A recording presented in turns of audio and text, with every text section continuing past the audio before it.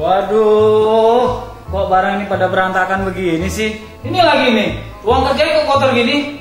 Rapin mas mejanya. Kamu kerja kotor gini kok.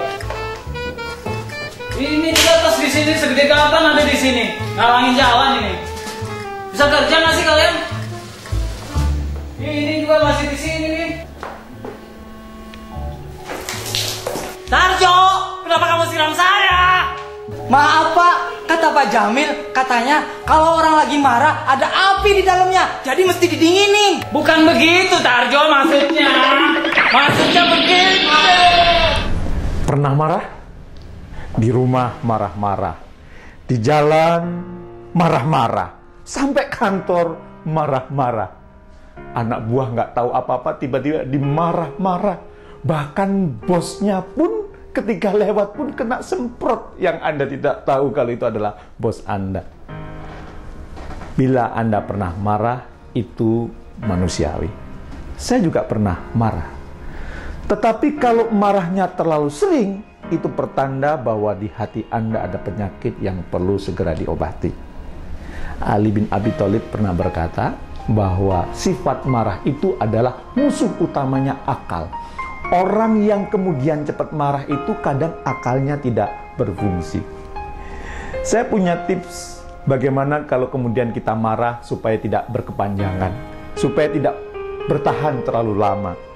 Mudah-mudahan tips ini cocok buat Anda, ya. Kalau toh tidak cocok, ya jadikan ini rujukan. Mungkin cocok buat anak buah Anda, cocok buat rekan kerja Anda. Bagaimana kemudian kalau saya suatu saat marah? Maka saya biasanya melakukan 3 hal, ya. Yang pertama, saya berhitung sampai 33 kali sebelum saya marah. Dan bukan hanya sekedar berhitung, saya berzikir, menyebut nama Tuhan saya berulang-ulang selama 33 kali. Dan masih marah, saya ulang 33 kali lagi. Masih marah lagi, saya ulang 33 kali. Dan selama ini, itu berjalan buat saya, karena kemudian saya tidak jadi marah. Tips yang kedua, begitu ada orang yang marah kepada saya, maka kemudian saya punya persepsi, orang ini sebenarnya berniat baik kepada saya. Hanya saya saja yang emosi, hanya saya saja yang kemudian salah memperlakukannya.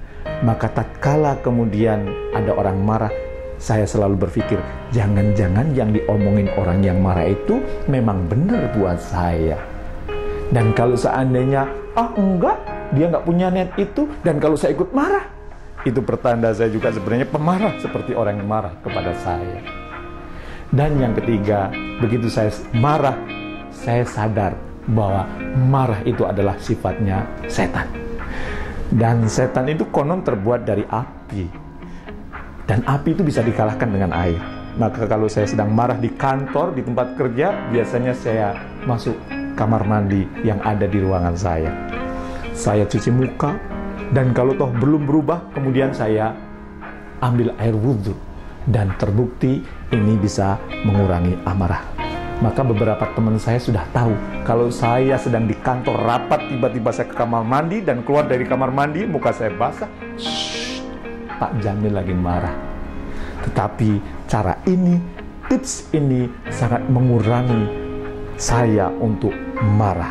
Marah memang manusiawi, tetapi terlalu sering marah itu pertanda Anda punya sakit hati yang parah atau penyakit hati yang parah.